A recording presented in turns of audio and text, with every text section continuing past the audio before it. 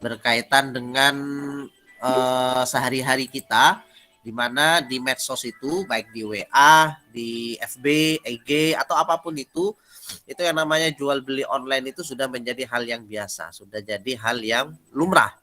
Nah, ini kita harus tahu nih, walaupun prakteknya sudah berjalan ya, tapi kadang sebagian kita belum tahu hukumnya itu kayak apa. Baik itu dari ada yang namanya istilah reseller, dropshipper, atau istilah jual beli pesanan. Ini seperti apa? Atau barangkali nanti mengarah ke marketplace ya, misalnya di Shopee, Tokopedia, yang mana kita beli itu orangnya kita nggak tahu, kita orangnya nggak ada, hanya ditunjukkan barangnya saja. Ini bagaimana sebenarnya? Oleh karena itu kita bahas hari ini, insya Allah pemateri kita ini beliau adalah Ustadz Dr. Taufikur Rahman MHI, beliau dosen pasca sarjana di IAIN Pekalongan. Beliau juga alhamdulillah hafid Quran 30 juz, lalu menulis beberapa buku, diantaranya buku usul fikih dan lain-lain. Untuk lebih jelasnya saya pasrahkan langsung kepada beliau, waktu dan tempat dipersilahkan.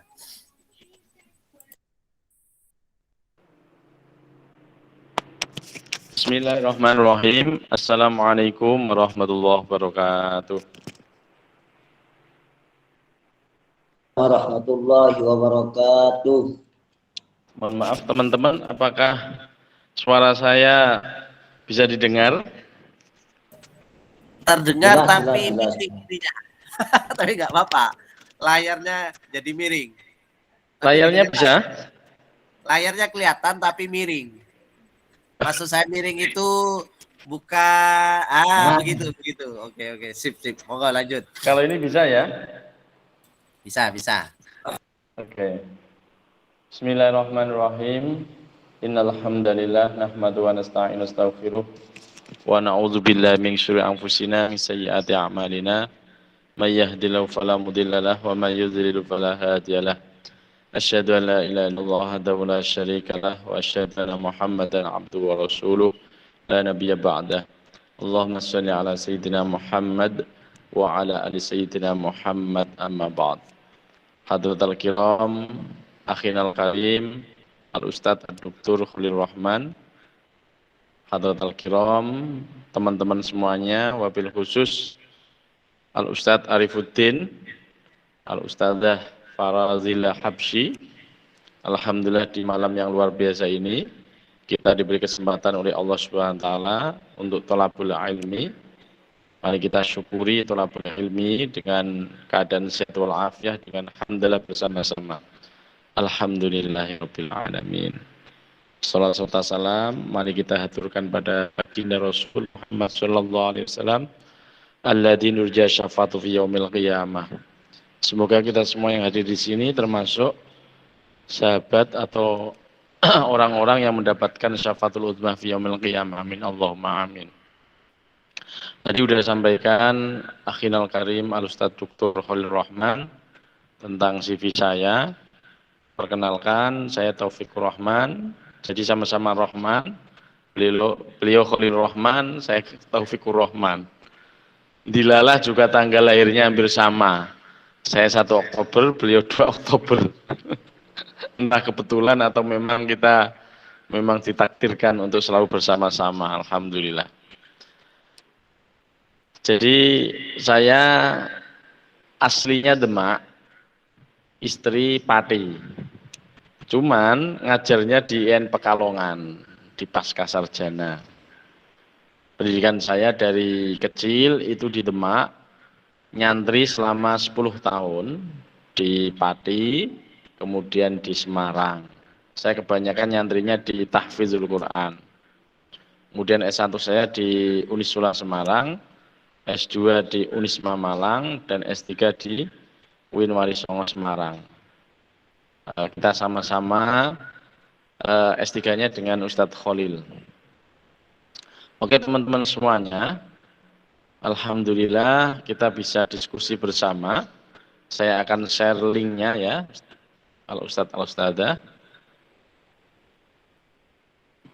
Oke. Jadi kita mengangkat tema yang sangat menarik sekali tentang fikih muamalah kontemporer. Jadi fikih yang terjadi saat ini yang belum terjadi di sebelumnya. Karena al-ahkam yataghayyaru bitaghayyuril amkinah wal azminah wal ahwal.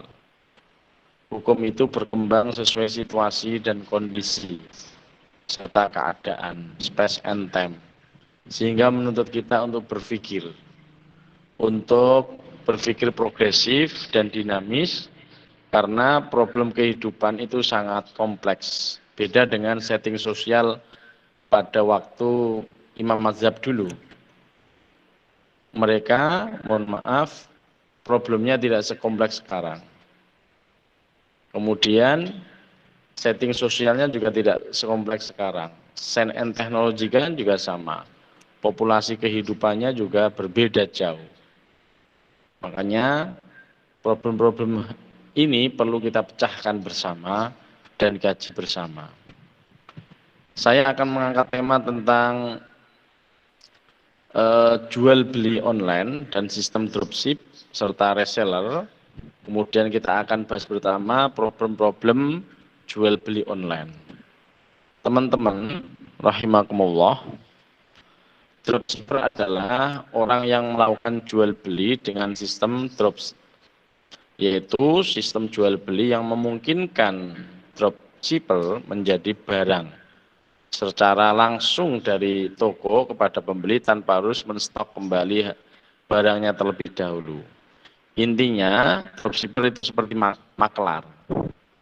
Jadi dia moto-moto barang-barangnya, difoto semuanya, kemudian dicantumkan dalam akunnya, akun media sosialnya. Dia tidak memiliki barang itu, tapi dia jual.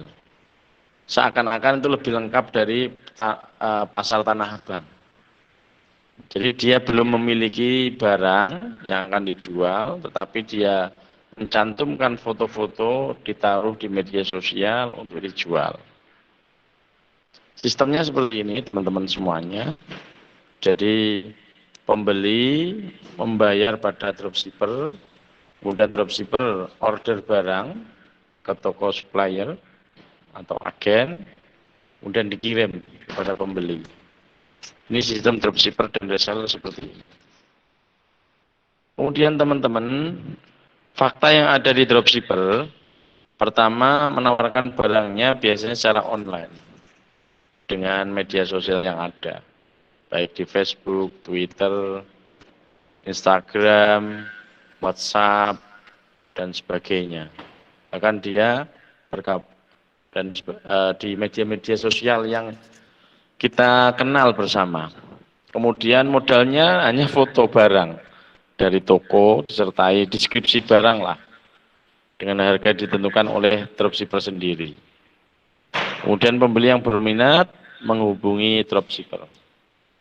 Setelah ada akad atau kesepakatan antara pembeli dan dropshipper, pembeli mentransfer uang ke rekening dropshipper.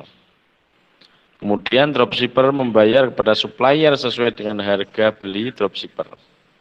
Ditambah dengan ongkir ke pembeli.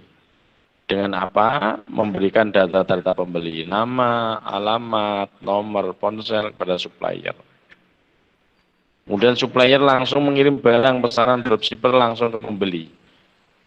Dengan nama pengirim tetap atas nama dropshipper, bukan atas nama supplier. Intinya dropshipper itu makelar yang tidak memiliki barang. Dia hanya bermodalkan foto-foto. Jadi bisa jadi dia lebih lengkap dari pasar tanah abang. Jadi tidak punya barang, hanya bermodal foto, ditaruh di media sosial secara online, kemudian dikasih deskripsi secara menarik. Jika ada pembeli, dia mentransfer ke dropshipper, kemudian dropshipper baru membeli ke supplier. Tetapi dengan harga dropshipper, bukan harga dari supplier, agen tadi. Teman semuanya, dua model kerjasama dropshipper dan supplier. Pertama, supplier memberikan harga ke dropshipper. Lalu dropshipper menjual barang dengan harga yang ditetapkan dropshipper itu sendiri dengan memasukkan keuntungan. Ya, misalkan supplier memberikan harga kepada dropshipper 100.000 untuk 1 unit barang. Dropshipper menjual kepada pembeli dengan harga 150.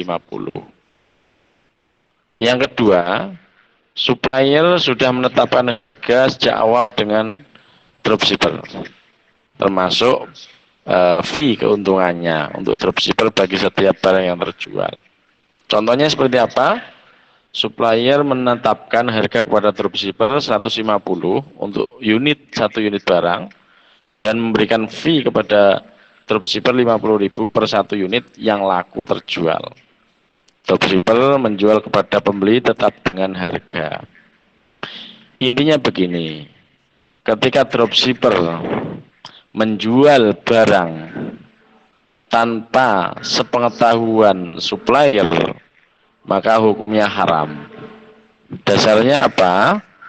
Dasarnya sahabat bertanya pada Rasulullah, wahai Rasulullah, saya menjual barang, tunjukkan kami kehalalan dan keharaman.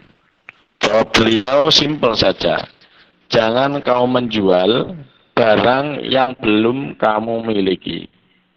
Saya ulang lagi, jangan menjual barang yang belum kamu miliki. Jadi teks hadis ini sangat relevan dengan keadaan sekarang dropshipper. Jadi ketika dropshipper memfoto barang, seumpama taruhlah laptop, ya kan? Dia nggak punya laptop itu, dia dijual ke pembeli tanpa sepengetahuan supplier. Dia menentukan harga sendiri. Kemudian si pembeli mengirimkan uang melalui transfer rekening ke dropshipper. Setelah uang masuk ke dropshipper, baru dropshipper mengirim uang ke supplier dengan sudah mengambil keuntungan dengan atas nama pembeli. Dan ini yang tidak diperbolehkan.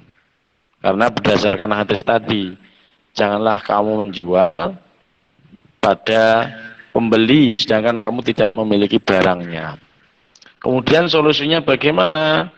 Solusinya ya minta kehalalan atau minta izin kepada supplier. Minta izin kepada supplier. Makanya supplier ada 2 jenis. Pertama, dropshipper tidak boleh memberikan harga semaunya, ya kan? Tidak boleh memberikan harga semaunya kecuali izin supplier. Atau supplier memberikan harga sesuai keinginan supplier, tetapi kalau bisa menjualkan, dia dikasih fee tersendiri. Intinya jual beli dalam Islam itu harus antarodin, sama-sama ridho. Sama-sama ridho itu yang diizinkan. Jangan sampai kita jual beli berbasis online, tetapi tidak berbasis syariah. Sehingga keberkahan tidak ada dalam uang kita, rezeki kita. Jadi agar jual beli online itu bisa halal, harus ada izin dropshipper itu kepada supplier. Supplier boleh memberikan kebebasan pada dropshipper, silakan ambil untung sendiri. Atau supplier sudah menentukan harga, kemudian dia kasih fee tersendiri untuk dropshipper. 2 jenis ini boleh, asalkan sama-sama ridho. Asalkan sama-sama ridho. Atau secara manual, tidak online. Seperti saya penjual beras. Beras saya hanya 1 ton seumpama. Kemudian ada pemborong yang membeli beras saya sebesar 10 ton. Saya tidak punya barangnya. Kemudian saya bilang ke pembeli, mohon maaf, saya belum ada barangnya, tapi saya bisa mengusahakan membeli 10 ton Bapak yang inginkan. Kalau Bapak sabar, saya bisa mengantarkan 2 atau 3 jam lagi. Kalau Bapak tidak sabar, itu berarti bukan rezeki saya. Kemudian saya membeli beras kepada teman saya 10 ton. Sehingga beras 10 ton itu milik saya. Kemudian saya jual kepada pembeli. Itu halal. Pada intinya kita tidak boleh menjual barang yang bukan milik kita. Saya ulang lagi, kita tidak boleh menjual barang yang bukan milik kita. Kenapa? Karena rawan kezaliman. Rawan kezaliman. Beda kalau itu sudah milik kita. Kita sudah tahu jenisnya, kita sudah tahu keadaannya, sehingga minim sekali untuk menipu orang. Karena dalam prinsip Islam itu harus antarazin. Dalam fikih muamalah, ketika jual beli tidak boleh ada 5 hal. Yang pertama ada unsur keharaman, ya. Yang kedua ada unsur riba. Yang ketiga ada unsur horor. Yang keempat tidak ada unsur maisir. Dan yang kelima tidak ada unsur najis. Ketika ada salah satu atau salah dua, salah tiga, 5 unsur tersebut, maka jual beli hukumnya haram. Dalam konteks dropshipper atau supplier, kita tidak boleh menjual barang yang bukan milik kita, kecuali diizinkan. Kecuali diizinkan. Antarodin, sama-sama ridho. Ini tadi sudah saya jelaskan. Kemudian bagaimana hukum seputar jual beli reseller? Para ulama sepakat membolehkan reseller itu karena apa? Karena barang sudah menjadi milik dari supplier. Sistem jual beli reseller masuk kategori bai' mausufin fil zimmah. Artinya jual beli barang yang sudah menjadi milik dari pedagang. Karena akad yang berlaku adalah akad salam, yaitu sistem jual akad pesan. Jadi tadi teks hadis itu sangat jelas sekali. Kamu tidak boleh menjual barang yang bukan milikmu. Kalau sudah milik sendiri berarti boleh. Karena reseller itu agen. Cirinya adalah barang sudah berada dalam kuasa pedagang. Diketahui ra'sul malnya, modal pokoknya. Kemudian ulama berbeda pendapat pada sistem perdagangan dropshipping tadi yang sudah saya jelaskan.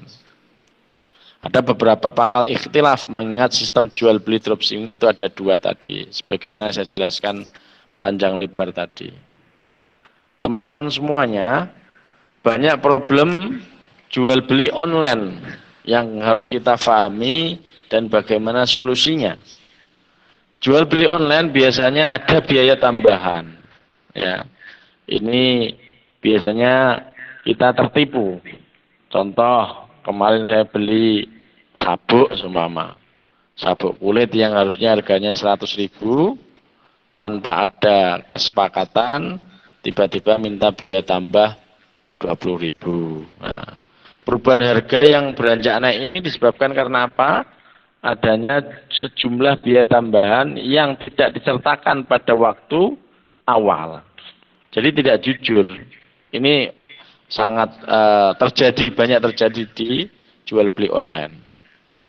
Jadi harga tambahan ini sengaja tidak ditampilkan di harga awal. Kemudian solusinya bagaimana kalau kita sudah terjadi seperti itu? Ya, pertama pastikan rincian biaya yang tertera pada keranjang belanja sesuai dengan bilangan harga saat memilih produk itu. Seumpama sabuk kulit, ya dipastikan. Kemudian pastikan biaya sesuai pilihan. Terkadang ada komponen biaya opsional yang ditambahkan secara otomatis di keranjang belanja.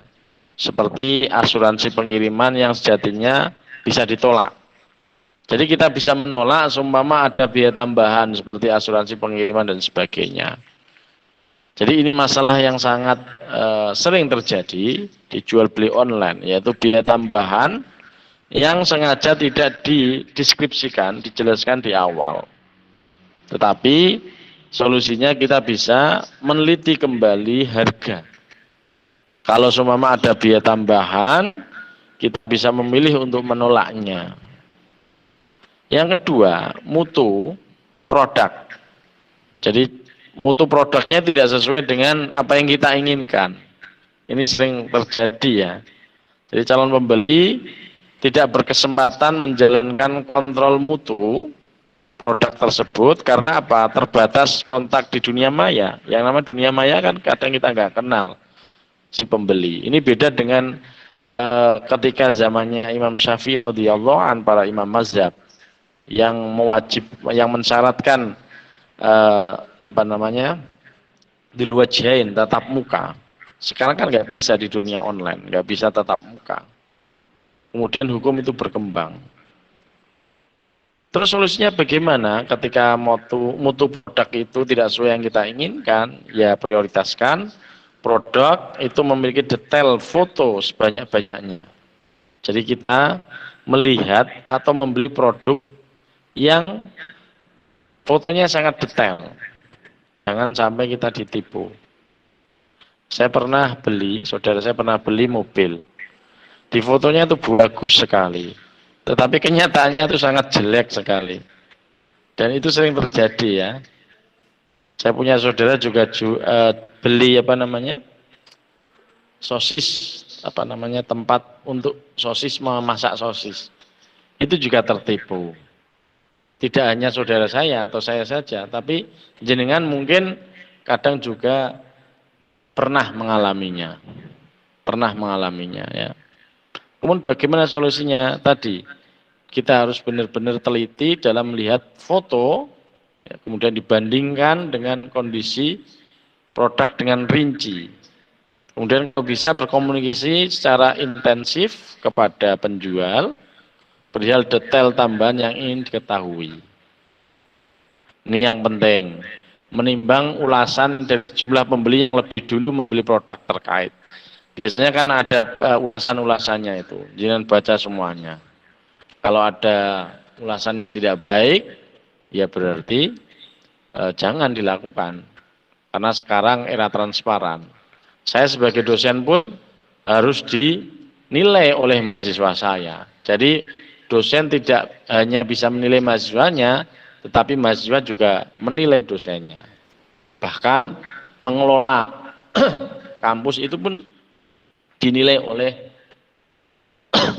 mahasiswa, alumni, dan stakeholder terkait. Jadi sekarang itu dunia transparan. Kita nggak bisa menutupi. Jadi kalau ada jual beli yang bermasalah seperti itu, biasanya banyak ulasan yang banyak di foto, di deskripsi dan di bawahnya itu. Makanya kita harus teliti.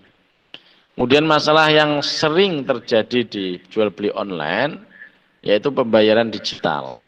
Ya. Pembayaran digital itu solusinya seperti apa? Ya, pastikan memeriksa kembali status koneksi internet. Jadi kadang kita mentransfer uang itu koneksinya adalah tidak bagus, ya. Makanya pastikan koneksi internet kita, kemudian lakukan pengecekan ganda pada tagihan sebelumnya untuk memproses pembayaran. Jadi pembayaran digital itu kadang terhambat oleh koneksi internet. Jadi pastikan koneksi internet kita itu stabil sehingga tidak ada masalah ketika mentransfer uang. Kemudian permasalahan yang lumrah terjadi pada jual beli online yaitu aspek keamanan. Jadi platform memantau sistem pelacakan yang tersedia pada platform e-commerce maupun perusahaan logistik terkait. Jadi kalau bisa ketika kita sudah beli apapun barangnya, kita harus cek lagi proses pengirimannya. Jangan-jangan tidak sampai. Kita harus bisa mengecek kembali. Sekarang banyak kemudian yang kita bisa dapat. Ya. Ketika memakai jasa Tiki atau pos, itu bisa kita lihat prosesnya, apakah sampai atau tidak. Kemudian yang terakhir, pengembalian barang. Jadi kadang kita beli, tetapi barang tidak sesuai dengan yang kita inginkan. Nah, bagaimana caranya? Ya agar proses pengembalian barang tidak mendatangkan masalah baru, ya pastikan kalau struk alias catatan belanja yang ada pada diri kita ya harus disimpan, jangan sampai rusak. Karena itu bukti.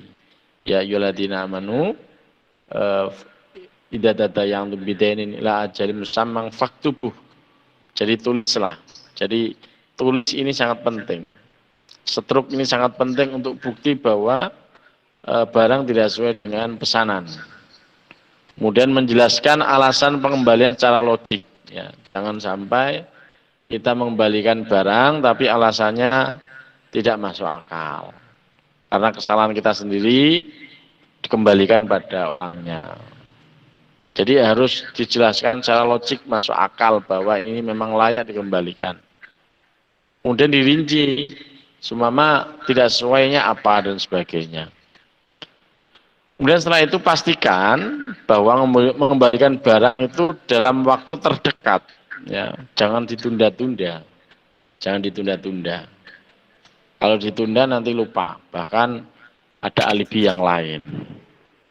Itu teman-teman, pada intinya dropshipper itu boleh ketika kita sudah izin kepada reseller. Jangan sampai kita menjual barang orang lain tanpa izin. Karena landasan teologisnya, landasan hadis tadi, tidak boleh menjual barang yang kamu tidak miliki. Kecuali diizinkan oleh reseller. Coba kamu jual barang saya. Nanti kamu menjualnya sesuai harga yang saya tentukan. Dan kamu tak kasih fee tersendiri. Atau jual barang saya, kamu boleh menjual semaumu dan keuntungan itu untukmu. Itu boleh. Jadi yang penting dalam Islam itu antarodin, sama-sama ridho. Jangan sampai kita memotret foto-foto barang-barang jualan orang lain tanpa izin. Itu enggak boleh. Haram. Ya. Kemudian reseller ya boleh tadi. Selama sesuai dengan syariat Islam, yaitu kita boleh menjual barang yang kita miliki. Dan problem-problem dalam jual beli online ya banyak sekali tadi, dan kita harus tahu solusinya. Oke teman-teman, saya berharap untuk diskusi lebih lanjut biar forum ini lebih hidup. Aqul afwan katsira, jazakum ahsal jazak wa jazaan katsira. Assalamualaikum warahmatullahi wabarakatuh. Waalaikumsalam warahmatullahi wabarakatuh. Saya tidak perlu menyimpulkan sebenarnya, cuman saya tertarik untuk menyampaikan ulang dua hal ya. Saya kalau nggak berbicara itu agak gimana begitu. Saya mau nambahkan dua hal, bukan nambahkan, saya mengulang. Yang pertama itu tadi disampaikan Ustadz Dr. Taufik Rahman, hadis itu ya, hadis bahwa tidak boleh menjual sesuatu yang tidak ada barangnya, itu bukan berarti tidak boleh dropshipper. Nah, ini sering Ustadz ya di web atau di YouTube atau di mana itu orang ya dalam tanda kutip mungkin pemahamannya kurang tepat sehingga dropshipper haram, reseller haram.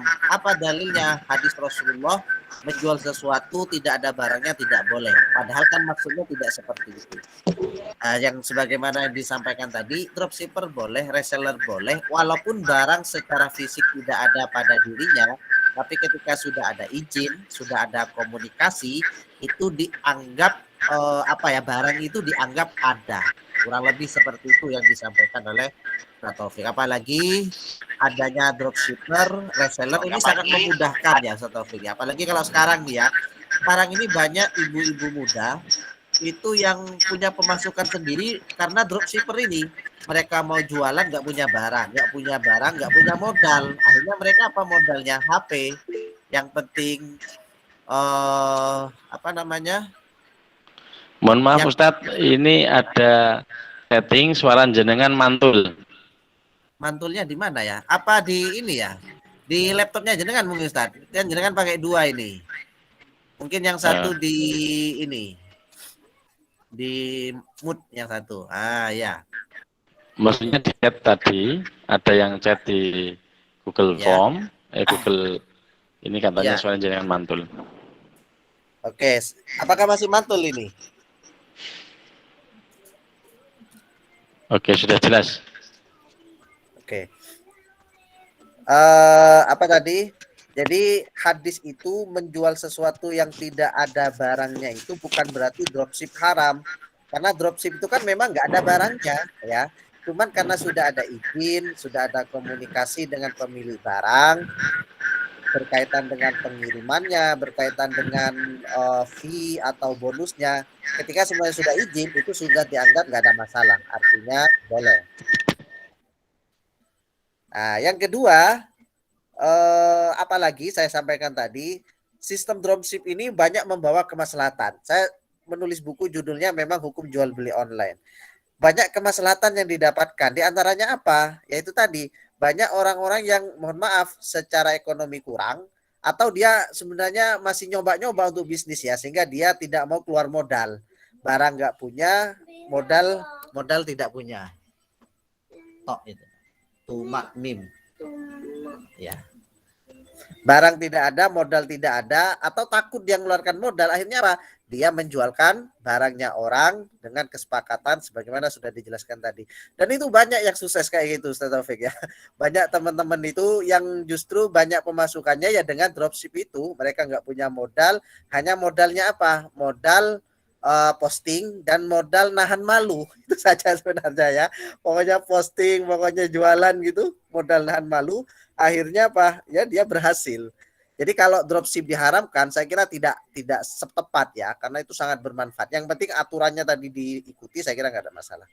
Yang kedua, yang perlu saya tekankan dari apa yang disampaikan Ustaz Taufik, memang benar tadi, kadang di jual beli online itu ada masalah, ada banyak masalah ya, terutama di marketplace. Misalnya, di barang itu di marketplace itu ditulis ada barangnya, ternyata stok tidak ada. Dan mereka menyarankan, padahal sudah bayar nih ya, sudah bayar, pengen beli baju ini sudah bayar, ternyata muncul notifikasi ternyata barang tidak ada dan dikirim dengan barang yang lain. Ini kan dalam tanda kutip kan kurang ajar ya. Jadi hanya membuat orang tertarik saja padahal barangnya nggak ada. Atau ya kayak tadi ngasih harga murah, ternyata ada biaya tambahan. Ini real terjadi dan pernah juga kami mengalami itu, pernah yang kayak gini. Belum lagi masalah kualitas dan lain-lain, saya kira itu masalah. Makanya sekarang itu yang terpenting menurut saya, menekankan yang disampaikan Ustaz Taufik, kita harus paham rule atau aturan dalam jual beli online, itu yang penting. Kadang juga sebagai pembeli kita harus cerdas. Misalnya nih ya, aturan pengembalian tadi kata Ustaz Taufik itu kan biasanya toko itu menyaratkan. Misalnya begini, bagi yang barangnya tidak sesuai atau apa bisa diretur. Tapi syaratnya harus apa biasanya? Unboxing, biasanya kan begitu ya. Dan itu harus kita ikuti agar apa?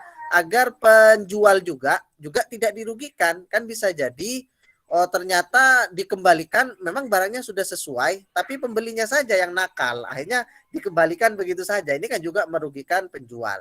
Makanya disyaratkan misalnya kalau mau retur harus di unboxing terlebih dahulu. Harus divideokan pertama kali paket datang, dibuka kan harus jelas sehingga hal ini sama-sama memberi keuntungan baik bagi penjual ataupun bagi pembeli. Saya kira begitu tambah dari saya. Silahkan teman-teman yang punya banyak persoalan, problem, pertanyaan, silahkan disampaikan di forum ini. Silahkan. Langsung bisa chat, bisa langsung buka mic. Silahkan.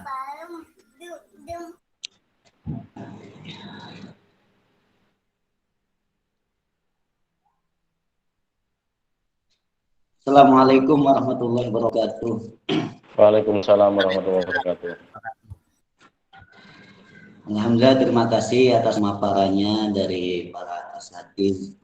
Ini sedikit saya mau bertanya mengenai tentang dropshipper. Nah, jadi tadi penyampaiannya dropshipper itu haram kalau belum ada antarodin, yaitu kesepakatan antara dropshipper dan supplier atau milik toko. Nah, pada kenyataannya yang terjadi itu banyak sekarang. Jadi ya dropshipper itu misalkan kita itu punya grup WA. Nah, orang posting di sana. Nah, silahkan di-post, silahkan di-share, dipasarkan ini gitu mah kan. Nah, jadi bisa jadi orang yang posting seperti itu juga, dia itu juga sebagai dropshipper gitu, Ustaz. Cuma modelnya memberikan izin secara umum di grup WA gitu. Padahal pada nyatanya dia juga jadi dropshipper juga. Jadi bukan tangan pertama. Mungkin itu saja dulu, Ustaz. Oke, Terima jadi kasih.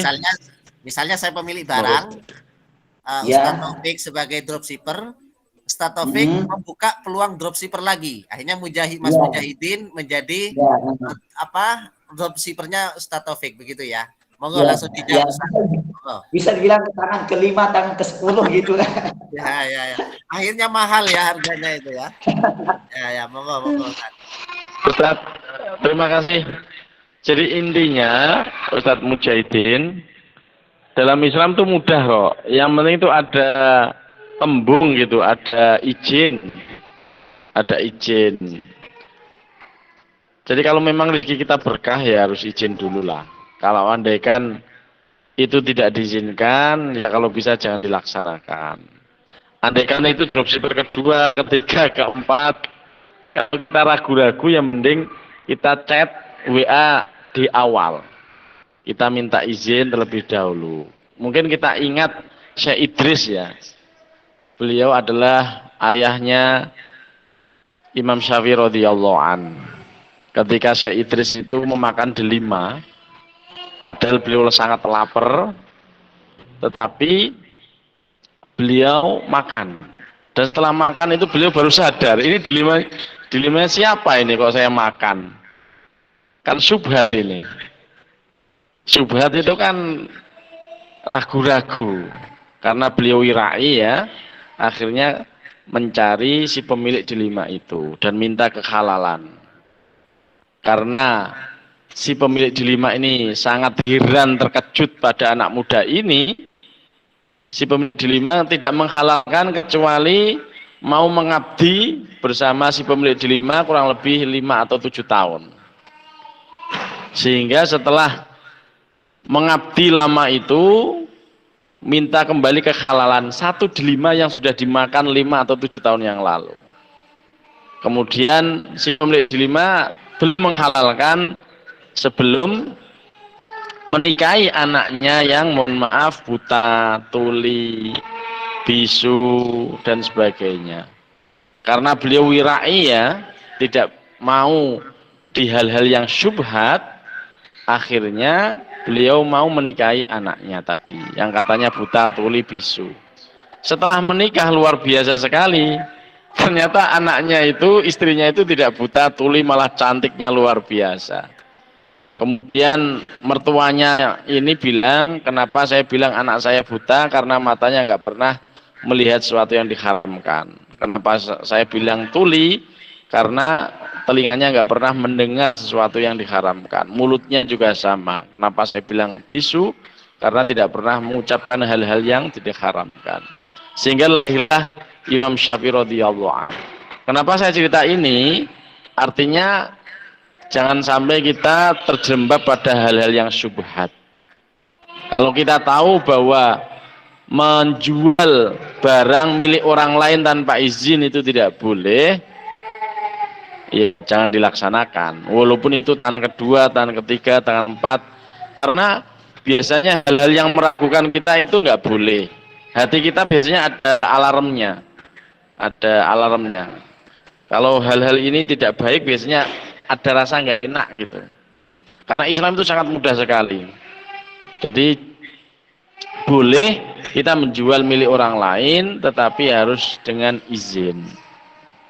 Kalau kita sampai tidak izin ya tadi arahnya bisa haram atau yang lebih buruk dari itu. Walaupun itu tangan kedua, tangan ketiga, tangan empat, kelima, kita bisa izin melalui chat WA yang disiapkan. Itu terima kasih Ustadz Mujahidin. Saya kembalikan ke Ustadz Khalil Rahman, monggo, atau ke Ustadz Mujahidin.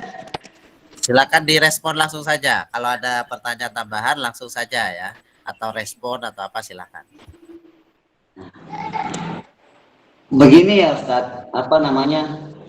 kalau memang sekalipun ke dropshipper entah ke tangan keberapa gitu mah kan pasti sudah ada izin gitu mah. Nah, sekalipun diberikan izin secara umum gitu lewat grup WA atau gimana.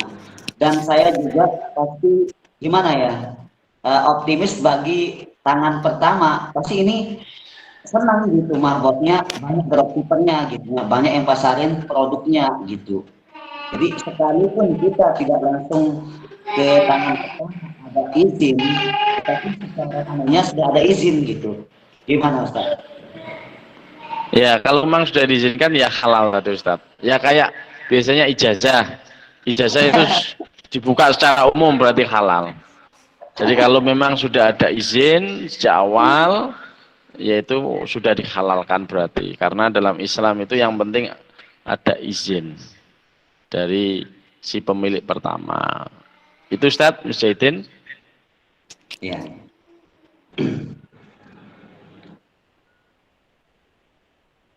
Mungkin ada yang lain mungkin nanti Oke, nyusul lagi. begitu ya. Ya, ya. Ya. Jadi intinya yang penting sudah ada izin. Model izinnya itu macam-macam. Nah, ini penambahan saja. Bisa melalui chat WA tadi atau ijazah ammah tadi melalui grup WA begitu ya. Atau bisa jadi modelnya pakai aplikasi. Saya pernah ikut ini ya. Saya pernah ikut ada itu aplikasi, bukan aplikasi, web namanya drop drop apa tuh ya, dropshipper apa namanya, itu pemiliknya orang Cina namanya Rico Huang namanya kalau nggak keliru seperti itu. Jadi kita sama sekali nggak chat orangnya, nggak ketemu orangnya, cukup daftar di web, sudah kita otomatis masuk. Ketika pesan pun itu melalui web, jadi secara keamanan sebenarnya terjaga karena sudah tersistem. Tapi lagi-lagi karena nggak ketemu orangnya, nggak apa namanya, nggak chat orangnya langsung, walaupun sistem ini sudah berjalan, kita itu ragu.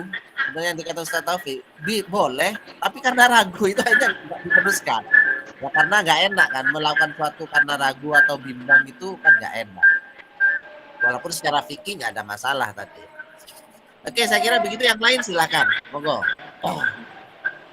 Yang lain boleh atau ada persoalan baik sebagai konsumen ataupun sebagai apa namanya, sebagai pemilik. Jual beli ini tidak hanya ini ya teman-teman ya, tidak hanya produk. Sekarang ini juga sudah banyak jual beli jasa misalnya atau apalah yang serba online. Monggo silakan. Bismillah, Assalamualaikum Ustaz. Waalaikumsalam warahmatullahi wabarakatuh. Ya, saya Dina Ustaz dari Medan. Saya ingin bertanya begini, kalau misalnya barang yang sudah dipesan orang lain, kita sebagai penjual, kemudian orang lain pesan barang kepada kita. Nah, yang lain ada meminta barang itu, kita beri barang itu ke yang lain pula. Itu bagaimana Ustaz? Terima kasih. Monggo langsung. Oke, terima kasih Mbak Dina. Jadi dalam jual beli itu harus ada etika. Kalau sudah dibeli oleh pembeli pertama, ya jangan dijual ke pembeli kedua. Ya sama seperti orang dilamar laki-laki ya. Kalau sudah dilamar oleh pelamar pertama, ya jangan menerima lamaran kedua. Tidak etis. Karena akan mengecewakan. Karena jual beli itu harus sama-sama ridho antarodin.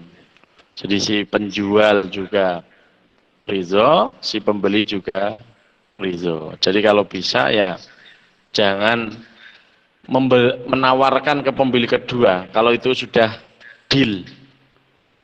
deal bahwa itu sepakati itu. Karena dalam jual beli itu ada etika jual beli. Begitu Bu Dina, Mbak Dina. Iya, baik Ustadz. Terima kasih banyak. Jazakallah khair. Amin, amin. Jadi teman-teman, jenengan semuanya bisa lebih lanjut untuk membaca bukunya Ustadz Khalil, sangat menarik sekali, jual beli online. Jadi buku beliau ini ketika keadaan pandemi kemarin yang memaksa kita nggak kemana-mana, Tetapi beliau sangat luar biasa, bisa menulis buku, ini luar biasa sekali. Sebagaimana para ulama-ulama dulu ya, yang menyempatkan menulis kitab di sela-sela mengajar. Ini luar biasa sekali.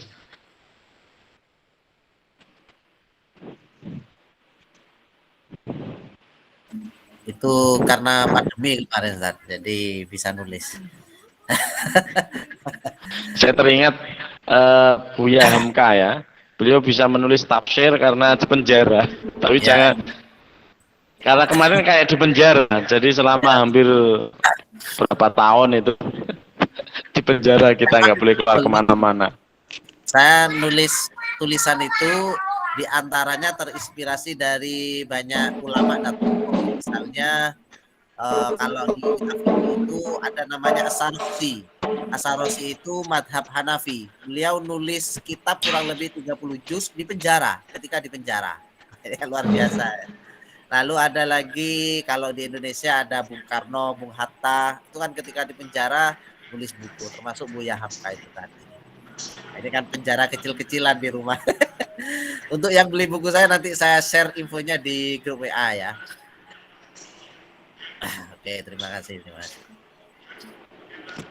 Silakan yang lain bisa dilanjut. Monggo. Baik sebagai tadi ya, sebagai konsumen, sebagai penjual, sebagai pengamat atau apalah ya. Karena betul fenomena beli online itu semakin berkembang. Belum lagi kalau kita lihat ini ya Ustadz ya, apa namanya? Flash sale itu kan harganya gila-gilaan itu ya. Ada yang satu barang harganya 5.000. Padahal itu kalau normalnya bisa 50.000, bisa 100.000 atau bisa lebih. Tapi modelnya macam-macam sekarang ini ya. Tentu ini harus kita sikapi karena tadi yang disampaikan Ustadz Taufik itu jual beli sesuatu itu kalau berkah, insya Allah ya satu laris ya, insya Allah begitu dan membuat hati tenang. Tapi kalau jual belinya tidak berkah, ada hal-hal yang haram walaupun sedikit, itu ya bisa jadi untungnya banyak, tapi bisa jadi banyak problem di rumahnya dan pengeluarannya juga hanya banyak. Nah, bisa jadi seperti itu. Jadi jangan dikira orang yang laris manis dengan cara berbohong itu jangan dikira tenang-tenang saja. Bisa jadi pengeluarannya tambah banyak itu ya. Nah, tapi kalau yang berkah dimulai dari tahu hukumnya, insya Allah di samping halal, insya Allah berkah dan laris manis. Di buku saya itu juga saya tulisin nih Ustaz, motivasi para ulama ketika berdagang. Wah itu luar biasa. Ada satu yang saya ingat itu, yang saya kutip di bukunya di kitab Ihya Ulumuddin itu begini. Saya nambahin Ustaz ya. Ini sebenarnya materi saya di akhir, cuma saya kasih bocoran ini. Ada itu yang namanya siapa? Ihya Ulumuddin itu siapa? Al-Ghazali itu menyampaikan kalau bagi seorang penjual kalau melihat pembelinya, jadi penjual itu harus tahu siapa pembelinya. Kalau pembelinya tergolong orang yang mampu, jangan terlalu memberatkan. Jadi misalnya dia hutang, kalau bisa ya dibiarkan, terserah mereka bayar kapan. Bahkan kalau bisa nggak usah ditagih, dibuat lunas. Wah ini kan berat tapi ya. Tapi itu ulama-ulama dulu kan kayak gitu tapi ya. Justru yang kayak gitu yang berkahnya luar biasa dan hasilnya bisa jadi di luar dugaan. Biasanya seperti itu. Termasuk yang disampaikan Ustaz Taufik tadi, cerita Syekh Idris, itu kan luar biasa. Jadi kadang kita itu berpikir matematis, justru hasilnya ya itu saja. Tapi kalau kita apa istilahnya loss ya pokoknya jualan ya beginilah. Yang penting sudah berusaha, sering sedekah, hasilnya pasrahkan kepada Allah. Lah yang kayak gitu itu biasanya banyak biasanya ya. Nggak perlu banyak teori bisnis, tapi hasilnya biasanya banyak. Biasanya kayak gitu. Monggo silakan. Yang lain yang mau tanya, Mbak Faradila, monggo. Atau Mas Arifudin, Mas Joko Wahyono ya. Monggo. Mau ada yang saya tanyakan Ustaz? Ya, silakan langsung ke Ustaz Taufik ya. Nggih. Terkait makelar Ustaz. Apa itu? Soal kalau seandainya si Bapak A minta tolong apa itu untuk menjualkan rumah Ustaz kepada saya. Kemudian di satu yang lain ada Bapak C yang minta dicarikan rumah Ustaz. Kemudian terjadi jual beli. Nah, dari penjualan itu saya mendapatkan fee dari kedua belah pihak. Pripun Ustaz?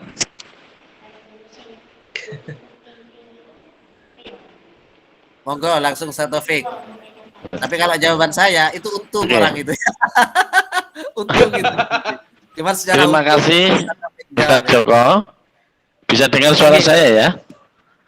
Nggih. Jadi intinya makelaran itu boleh kalau diizinkan oleh pihak pertama. Jadi pada prinsipnya Islam itu tadi selama tidak ada unsur haram, horor, maisir, najis, kemudian riba, maka diperbolehkan apapun itu. Dan jual beli itu bisa halal kalau antarodin, tidak ada pihak-pihak yang dirugikan. Biasanya maklar itu kebanyakan, ya tidak semuanya, itu tidak izin si pihak pertama, sehingga ada yang dirugikan, entah itu si entah itu si pembeli. Si pemilik bisa jadi kok harganya lebih tinggi, sehingga saya untungnya sedikit, sedangkan dia maklarnya untungnya lebih besar. Atau si pembeli merasa tertipu karena keuntungannya lebih besar. Jadi intinya maklaran boleh selama diizinkan antarodin, sama-sama ridho. Kalau maklaran itu ada pihak-pihak yang dirugikan, ya tadi rizkinya tidak berkah. Jangan sampai kita jual beli tapi memikirkan saat sekarang di dunia yang fana sebentar ini, kita juga memikirkan investasi terpanjang, yaitu akhirat. Ketika kita menafkahi nafkah yang halalan thayyibahnya tidak jelas, jangan berharap anak zuriyah kita menjadi soleh-solehah. Karena zuriyah soleh-solehah itu dibangun dari rezeki yang jelas halal thayyibahnya. Bagaimana mungkin kita bisa mencetak anak yang soleh-solehah kalau nafkah yang kita berikan itu tidak jelas. Mendidik itu diawali dari nafkah yang baik. Karena apa yang kita makan, apa yang kita minum itu menjadi daging. Sehingga mempengaruhi pola pikir kita, perilaku kita, dan akhlak kita. Jadi intinya kembali ke pertanyaan, maklaran itu boleh asalkan diizinkan. Dan jangan sampai ada pihak-pihak yang dirugikan, entah itu pembeli atau si penjual. Saya memang sering meminta pihak maklar, pihak kedua untuk menjualkan barang saya waktu itu, ya, karena saya memang sibuk atau saya memang nggak kompeten untuk menjualkan. Maka kita bisa ngambil jasa maklar untuk sebagai sebagai jembatan untuk bisa dibeli orang lain, dan itu sah-sah saja asalkan tadi nggak ada yang pihak-pihak dirugikan. Begitu Ustadz Joko. Nggih, Ustaz. Berarti kesimpulannya kalau seandainya harganya sesuai dengan Bapak penjual itu dan Bapak yang pembelinya menerima gitu, boleh Ustaz nggih? Nggak masalah. Jadi ya. Selama sama-sama ridho, betul, Oke. selama sama-sama ridho. Jangan sampai kita merugikan orang lain karena tertipu oleh harga yang tidak sesuai dengan pasaran. Memang dalam Islam itu yang baik investasi, tidak menabung sih. Kemarin saya dengar ceramahnya Menteri Keuangan, Ibu Sri Mulyani, ketika mendapatkan penghargaan Menteri terbaik di dunia, mengalahkan 70 negara, termasuk Amerika dan Eropa. Kemudian ketika beliau diwawancarai, itu wawancara luar biasa sekali, bagus sekali, bisa untuk pembelajaran bagi kita. Jadi beliau bilang gini, saya hidup lama di Amerika, kemudian saya berpikir, Kenapa orang Amerika, kenapa orang Eropa itu lebih maju, dikatakan negara maju, sedangkan Indonesia itu dikatakan negara berkembang. Padahal makanya itu sama, tidurnya juga sama, kemudian tinggal di bumi yang sama. Kenapa di sini dikatakan negara maju, di Indonesia dikatakan negara berkembang? Ternyata setelah diteliti, jawabannya itu orang-orang hidup di negara maju, mayoritas itu produktif. Tidak ada yang nganggur, nggak ada uang yang nganggur, nggak ada barang yang nganggur, nggak ada tempat yang nganggur, semua harus produktif. Coba kalau dilihat di negara-negara berkembang seperti di Indonesia, punya rumah 2, yang 1 nggak ditempati, dibiarkan nganggur begitu saja. Coba kalau dibuat yang produktif, diwakafkan atau diwakafkan selama beberapa tahun. Wakafkan itu nggak harus selamanya, untuk panti asuhan, untuk madrasah, untuk pesantren itu kan lebih produktif. Punya uang dibiarkan tidak produktif, punya pikiran dibiarkan tidak produktif. Di Jepang itu walaupun naik bis, ketika waktu-waktu senggang ya baca. Jadi mereka dikatakan negara maju ya karena tadi penduduknya itu produktif semuanya. Tidak ada yang nganggur, tidak ada yang tengok-tengok, tidak ada yang diam. Selama ini mubazir itu diartikan secara sempit, yaitu ketika kita makan, makanannya itu sisa sehingga dikatakan mubazir. Yaitu benar tapi dalam arti sempit. Ketika pikiran kita itu banyak yang kosong, tidak produktif juga mubazir. Ketika umur kita banyak melihat hal-hal yang nggak penting, contohnya semua ikatan cinta, melihat Andin dan Al yang nggak jelas juntrungnya, itu kan mubazir umur kita. Uang juga sama, ketika uang kita diberikan begitu saja tanpa ada hal-hal yang positif, yang produktif juga mubazir. Jadi kembali ke pembahasan hari ini, jadi kalau bisa kita dalam berdagang itu harus ada prinsip nilai-nilai uluhiyah, akhlakul karimah, sehingga dagangan itu benar-benar menjadi investasi dunia dan akhirat. Kita jangan sampai menipu, kita jangan sampai ada orang-orang yang tidak suka sehingga mencederai orang-orang lain dan mempengaruhi keberkahan dalam rezeki kita.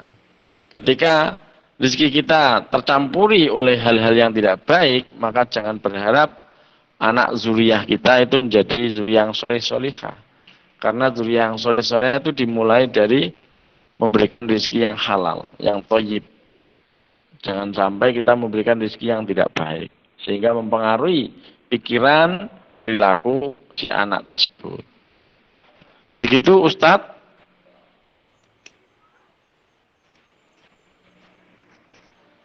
Jadi ini kajian yang sangat menarik sekali ya. Kajian yang sangat menarik sekali. Kenapa menarik? Karena fikih ibadah atau muamalah itu selalu progresif, selalu dinamis, selalu taharrikah, berkembang sesuai dengan situasi dan kondisi. Jadi fikih itu dibagi menjadi 2. Pertama fikih ibadah, yang kedua fikih ghairi ibadah disebut muamalah. Fikih ibadah itu dia bersifat subut ya, tetap ila yaumil qiyamah, seperti sholat subuh ya 2 rakaat, nggak bisa 3 rakaat dan sebagainya. Kalau fikih ghairu ibadah seperti muamalah, jual beli, dia selalu berkembang. Dulu zaman Imam Syafi'i radhiyallahu an, jual beli itu harus disyaratkan tatap muka. Sekarang kan zaman berbasis IT kan nggak bisa. Sekarang tadi udah disampaikan Ustadz Khalil, orang tidak punya modal, nggak punya tempat, nggak punya toko, ya kan, tetapi bisa jual, bahkan itu lebih sukses dari sellernya. Makanya disebut era disrupsi, tercerabut dari akarnya. Dengan sosial media, orang bisa leluasa ceramah walaupun tidak punya sanad keilmuan. Beda dengan zaman sebelum ada revolusi industri 4.0 ya kan. Jadi ilmu itu harus dicari. Bahkan di Imam Malik, al ilmu ya'ti wala yu'ta. Ilmu itu harus didatangi, bukan ilmu yang mendatangi. Sekarang zamannya berbeda, ilmu yang mendatangi kita. Yang penting kita punya kuota dan punya jaringan, ya kan? Jadi memang dalam hal muamalah itu berkembang sekali, pesat sekali, perkembangannya sangat progresif dan dinamis. Dan ini kita harus welcome, kita harus membuka diri. Tetapi dalam prinsip fikih muamalah tadi 5 hal. Yang penting tidak haram, yang penting tidak riba, yang penting tidak ada unsur horor, penipuan, yang penting tidak ada unsur maisir, judi, dan yang penting tidak ada unsur najis. Ketika 5 hal tersebut ada dalam jual beli kita, ya nggak boleh. Ketika tidak ada, ya maka jelas halal. Nah, itu terima kasih, saya kembalikan kepada penanya, atau ada teman-teman yang lain yang bisa didiskusikan, monggo bisa dibuka mic-nya.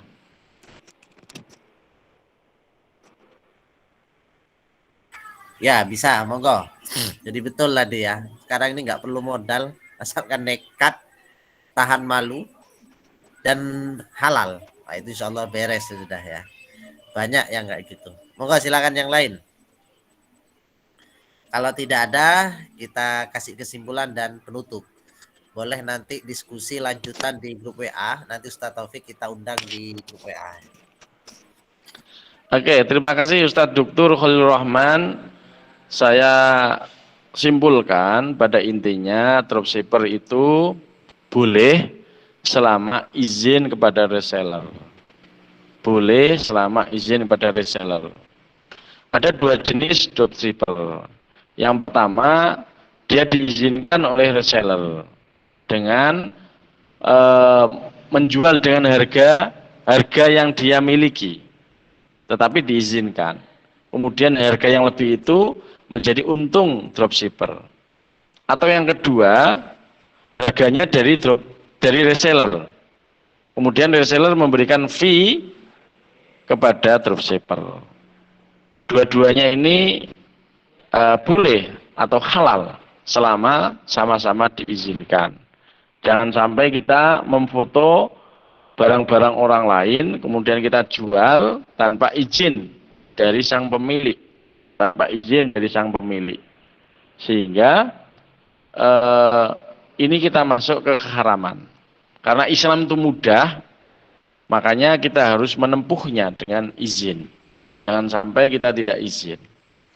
Kemudian problem-problem terkait jual beli online itu sangat dinamis ya, tapi pada intinya 5 hal yang sering saya utarakan tadi, apapun jual belinya, entah itu online atau nanti berbasis apalagi revolusi industri 6.0 atau apa, yang penting tidak ada unsur keharaman, yang penting tidak ada unsur riba, maisir, ya, penipuan, kemudian judi, mohon maaf, kemudian horor, penipuan, dan najis.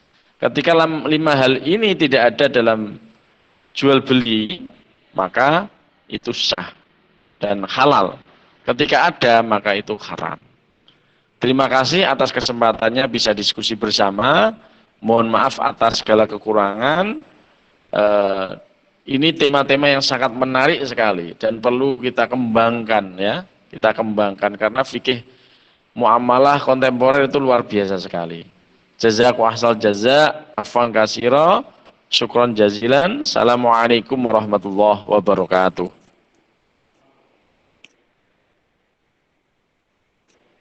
Waalaikumsalam warahmatullahi wabarakatuh. Terima kasih Ustaz Taufik atas materi yang sudah disampaikan.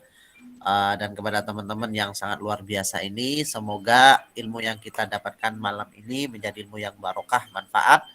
Dan semoga bagi teman-teman yang atau istilahnya pejuang nafkah ini ya, para pencari nafkah baik dengan cara bekerja, berwirausaha, berdagang atau apapun itu, semoga diberikan nafkah dan rezeki yang halal, thayyiban. Amin amin. Amin Amin ya amin. rabbal alamin. Amin amin amin. Terima kasih atas perhatian semuanya. Wallahul muwaffiq ila aqwamit thoriq. Wassalamualaikum warahmatullahi wabarakatuh. Waalaikumsalam warahmatullahi wabarakatuh. Syukron semuanya. Alhamdulillah. Terima kasih semuanya, nggih.